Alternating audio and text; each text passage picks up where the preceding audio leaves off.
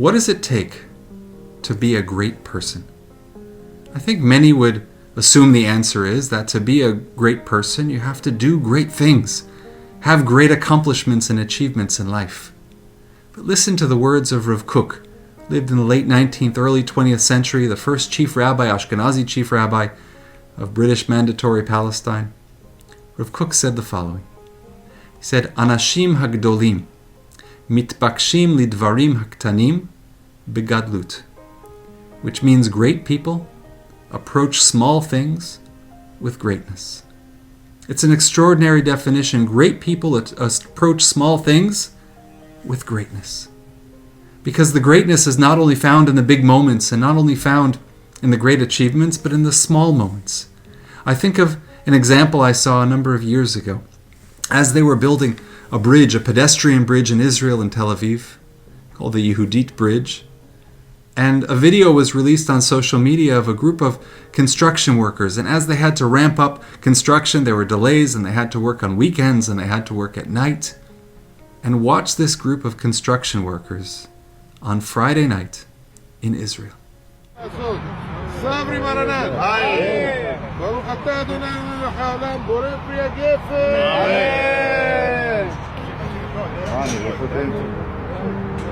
מי הכי גדול אחריי? עובדיה.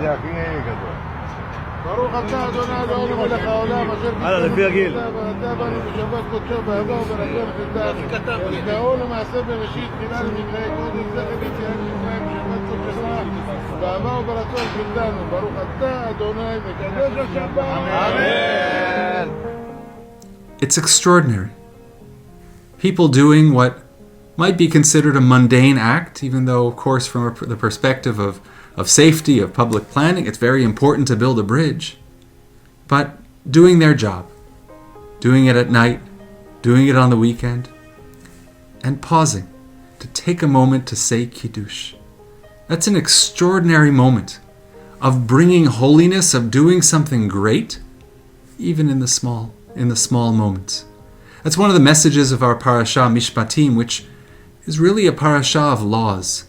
One law after another, And all of this is coming in the heels, is coming after last week's Torah portion where we read about Mount Sinai. There's nothing greater or more dramatic than the revelation at Sinai. And as many of the sages teach, this is one of the lessons, the important lessons of Sinai, which is that life is not only about the great moments. There will be great moments, hopefully. There will be great achievements, God willing. But it's the day-to-day, the laws, the details. That's where greatness is found. And that's the teaching of Rav Kook, that great people are able to approach small moments and in those moments find greatness. One of the challenges, I think, for many of the last number of years is that there have been fewer and fewer great moments. I think of the large gatherings of hundreds of people, whether it's high holidays or whether it's weddings. I think of the great experiences that many families used to have, of going away on vacations, of making those memories with those great experiences. And maybe many have been blessed to do that even in the pandemic, have found a way, but others haven't. And the absence of those great moments have made life very challenging for many. But the teaching of Rav Kook is all the more important. That greatness is found when we're able to take those small moments, able to take the routine, and in that, make room for greatness. And I pray that this Shabbat for all of us is a quiet Shabbat, is a peaceful Shabbat, but a Shabbat in which we can push away some of the noise of life, and in those small moments, find room for holiness, for Kiddush, for Torah study, for sanctity. And may this be a Shabbat of greatness for all of us. Shabbat Shalom. Shabbat Shalom. This week, we observe International Holocaust Remembrance Day on January 27th. It was a date chosen to coincide with the date that the Auschwitz concentration camp was liberated in 1945 by the Russian Red Army. In 2016, the Shaar Hashomayim choir and I had the honor to preside at the United Nations memorial service on that day. At that service, we sang Ani Ma'amin. It is the text that is the penultimate of Maimonides' 13 Principles of Faith. Each of these principles begins with the words, Ani ma'amin be'emunah shelema, I believe, with perfect faith. The ultimate test of a prayer is its enduring ability to inspire, even under the direst of circumstances. Perhaps no other text has proven its durability to the degree of Ani ma'amin. Most of us know how to sing it in two ways that could not be more different. There is the raucous party tune that we dance to, written by Mona Rosenblum, that is part of the horas at most weddings in our community. And there is its diametric opposite, the Mozhitzer Hasidic melody that too many millions sang as they marched to their deaths in concentration camps across Europe. But when we appeared at the General Assembly that day, we sang an entirely different melody, one of the Vizhnitzer Hasidim, as transmitted by none other than Elie Wiesel. In 2010, Wiesel gave a concert at the 92nd Street Y in New York City called Memories and Melodies of My Childhood, and he concluded the concert by singing this melody of Ani ma'amin. Different than the somber, more mournful Mozhitz melody, the Wiesel-Vizhnitz version is decidedly more hopeful.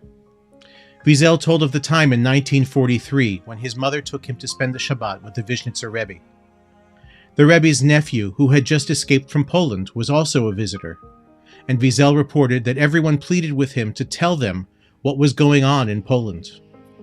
Wiesel stated, Romanian Jews knew nothing about Auschwitz until we got there.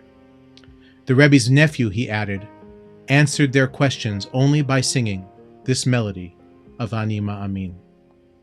May it embolden us to make sure that such atrocities never happen again.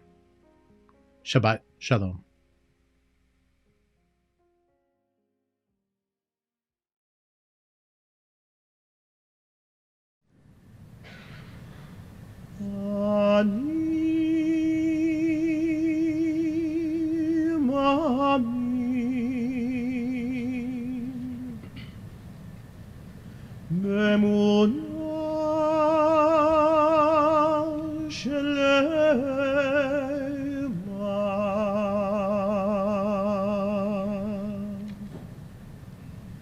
בביאת המשיח אני מאמין באמונה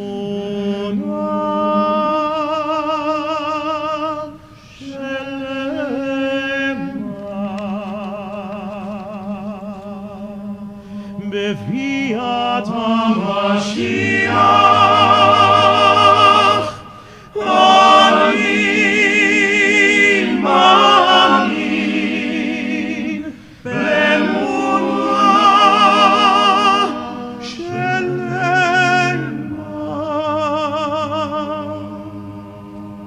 בביאת המשיח ואף על פי שיתממיה אחכה לו בכל יום שיבוא ואף על פי שיתממיה אחכה לו בכל יום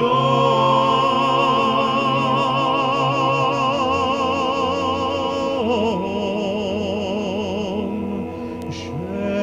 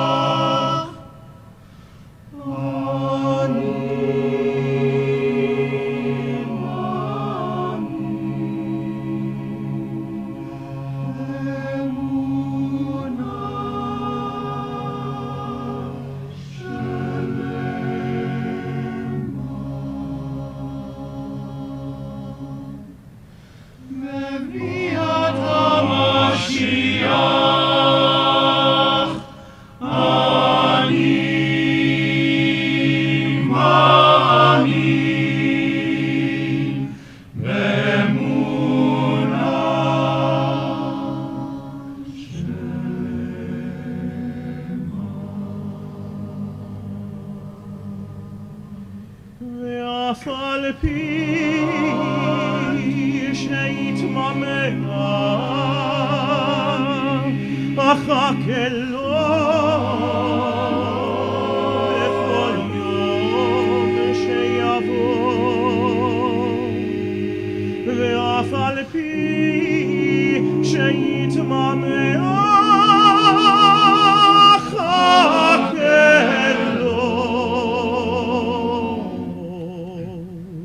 בכל יום